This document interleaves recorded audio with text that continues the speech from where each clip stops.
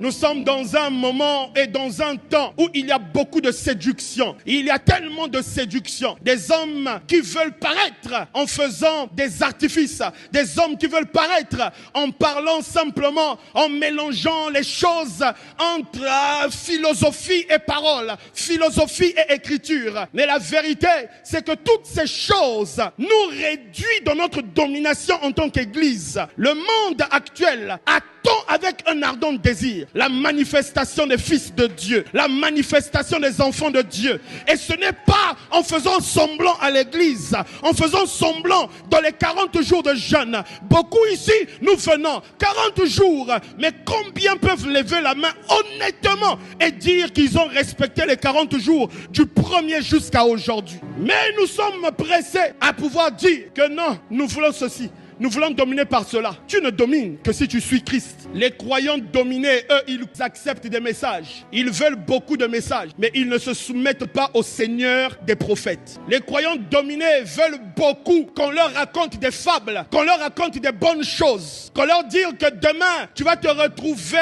aux États-Unis, tu vas prospérer. Là, les croyants dominés, ils aiment ça. Ils disent, le message est doux, c'est ça. Mais lorsqu'on commence à leur demander de se soumettre à la seigneurie de Christ, de se soumettre au Seigneur des prophètes, à ce moment-là, ils sont les premiers à partir. Comme au temps de Jésus. Jésus a dit, suivez-moi. Ils l'ont suivi. Mais quand il s'agissait maintenant de manger sa chair et de boire son sang, ils se sont dispersés. Pourquoi? Parce qu'ils ne se sont pas soumis à la seigneurie de Christ. Donne-moi un bon amen.